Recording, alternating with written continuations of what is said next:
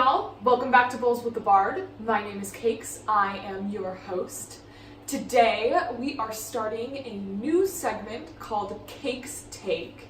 During this segment, we will be giving our thoughts and opinions about shows that are going on in the DMV, Baltimore, or any area we might be visiting at the time. Today, I am joined by Jonathan Meow. John, do you want to say anything about yourself as an actor in the area? I am a kind of actor who likes to do everything. Musicals, plays, Shakespeare, classical, contemporary, whatnot. And what companies have you worked for in the area? I've worked for Ally Theatre Company. That's actually a company that I am a company member of. Kensington Arts Theatre. I've worked at Studio Theatre. Pinky Swear, that's right. I forgot about that. Baltimore Shakespeare Factory. Shakespeare Factory, yes. Yes. So, today we are going to be talking about the Shakespeare Theatre Company's production of The Comedy of Errors. The production was directed by Alan Paul, but before we do that, let's get high. Let's forget about the show. I know.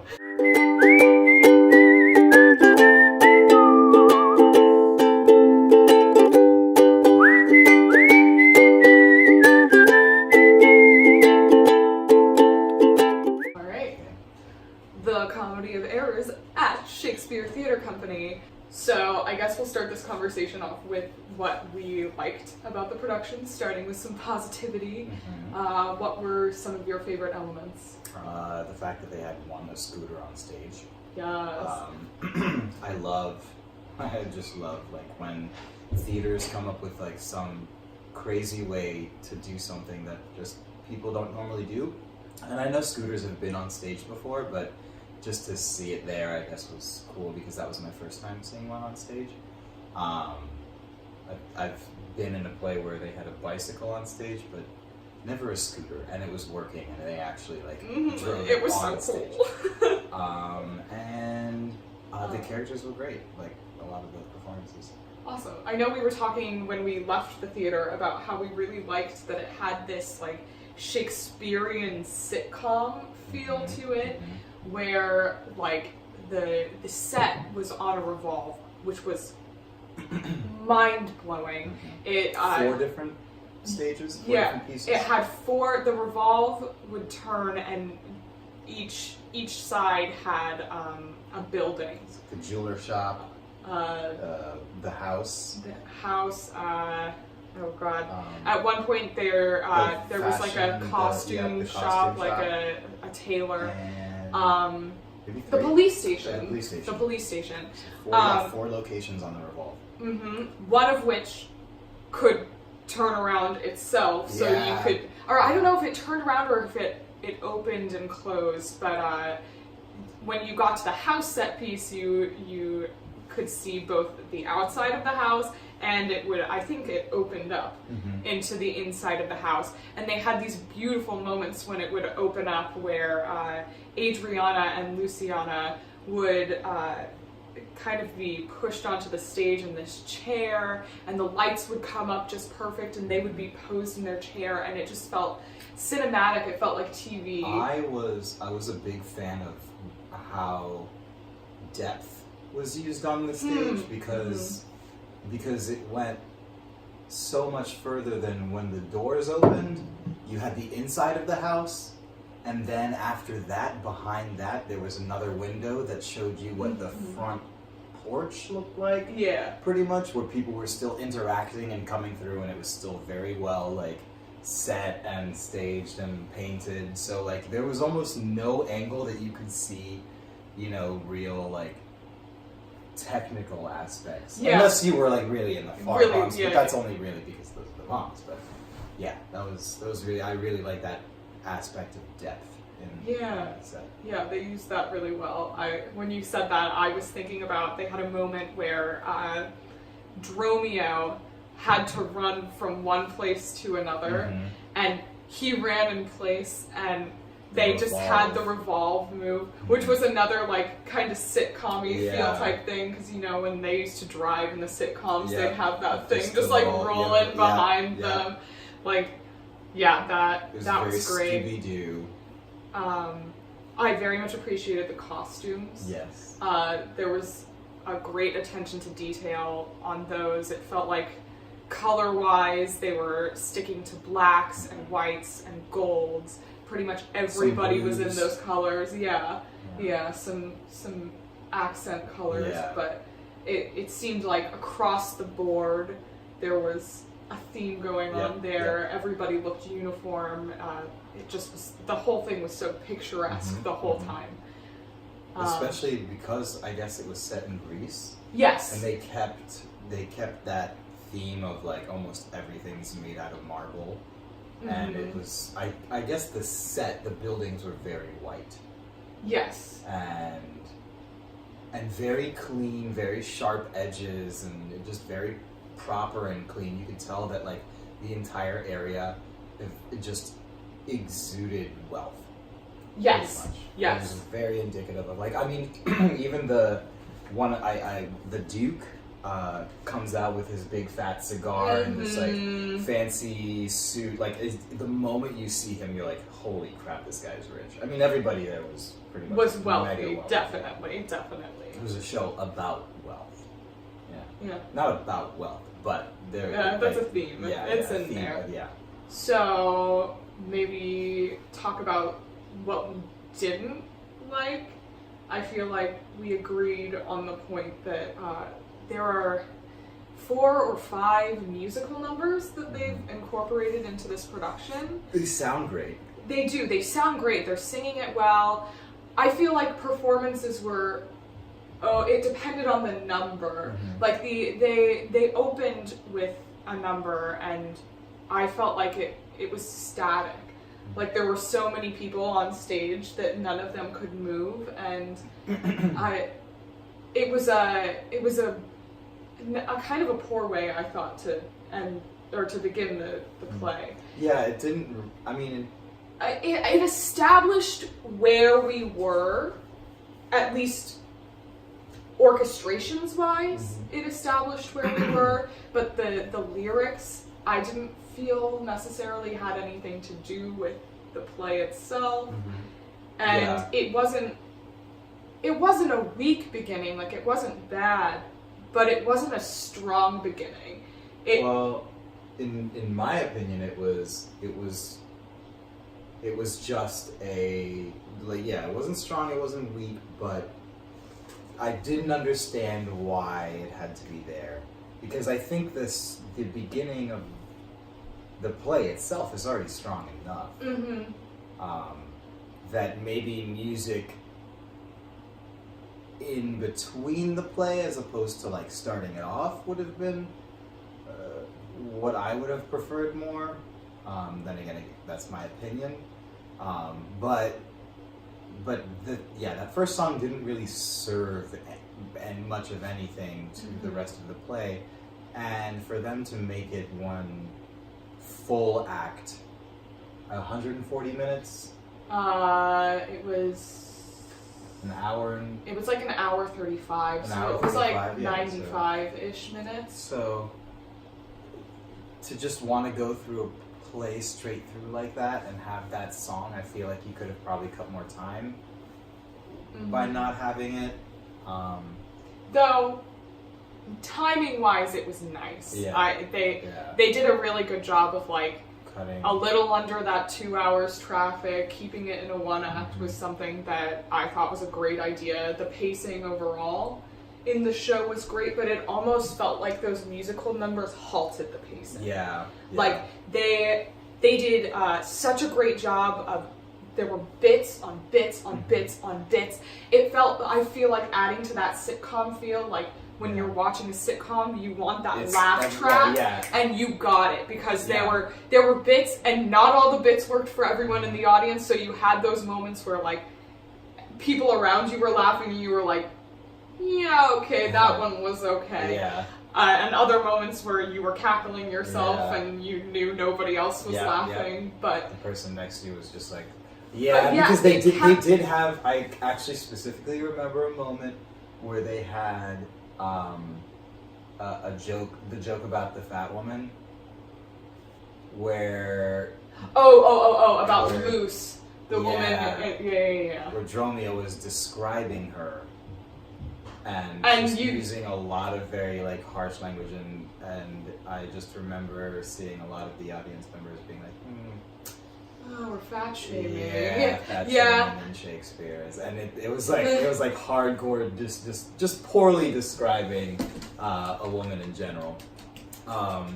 But it was interesting that they kept it in there out of all the other things that they omitted. They cut, But I mean, again, I found it funny because I think for comedy's sake, it was great. He did have a moment, and I couldn't tell if it was improv, an ad-lib or not, where he had a line where he said, "It's not for me." Yeah, and I did catch that too, and I was like, nice save. Yeah. I had a mental note of that as well. I kind of like said mine. I was like, oh, okay. And speaking of Yeah. that, they also, I personally am not a fan of too much ad-libbing in Shakespeare. I think he gave you pretty much everything you need with the text, but I think there is a place for ad-libbing sometimes, and big crazy comedies like this call for it, and they did a magnificent job of ad-libbing when appropriate, but also not taking it too far. Never once did the ad-libs stop the story. No, or really like detract. It was from only in the story. middle of a moment that had like no speaking, or I mean, and sometimes there was speaking, but really these small little moments where it didn't matter whether or not didn't matter, but I guess scratch that. There were little moments that they could just I don't know what I'm trying to say there. Yeah. Oh well. All right. Do we want to talk about? We obviously don't have time to talk about every actor in the show, but do you want to talk about who was like the highlight of the show for you? So Adriana was my favorite. Yes, Adriana by Vianne Cox. She was amazing. Heard everything she could say, 100%. I don't know very much about verse, but from what I've slowly been taught over my schooling in theater and very light schooling in Shakespeare, is how to follow that meter. And as a musician, I can kind of hear it, but personally putting it to work is a little more difficult. And because I can hear it, and because you also kind of have tuned my ear to the verse, I was especially listening to how she expressed it in her own ways.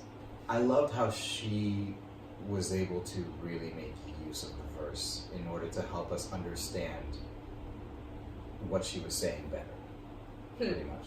Yeah. And especially with her intentions. Like every single line, every moment had this like specific objective and intention that I was like, oh my gosh, I know exactly what you're saying, and I can relate it to like a moment that I've had in real life. Yeah. Yeah.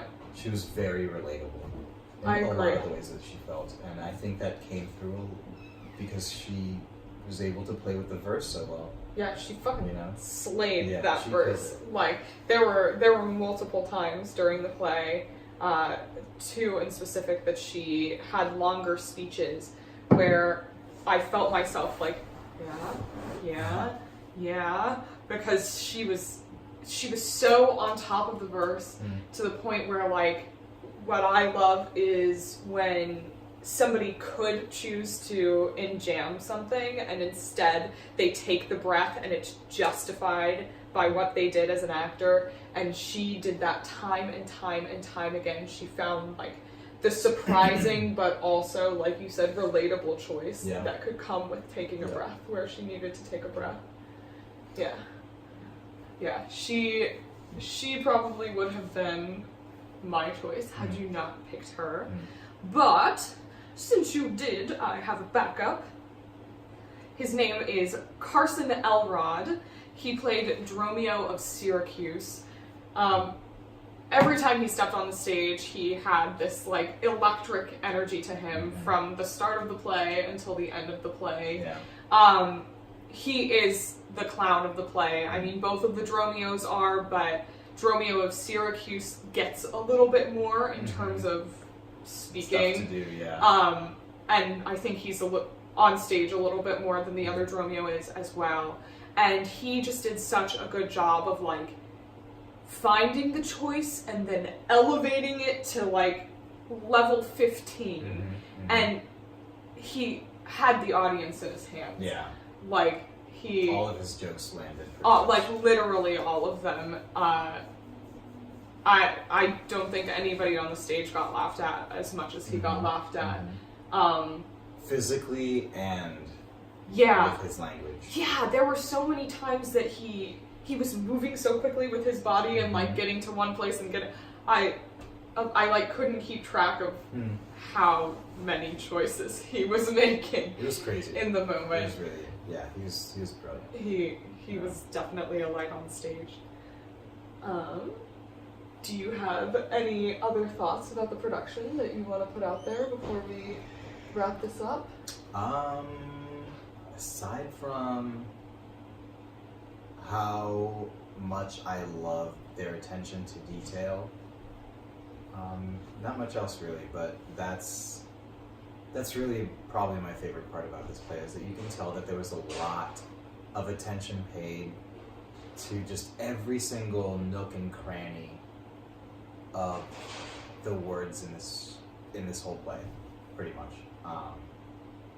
Every actor, designer, and even Alan Paul, the director, like they came into this very prepared. With a plan. Oh, Yeah, absolutely. Absolutely. Prepared. I don't know if it's been done before like this. I'm not sure, yeah, but I don't know. yeah, if you're gonna see a play about Shakespeare in DC right now, you should definitely see this play.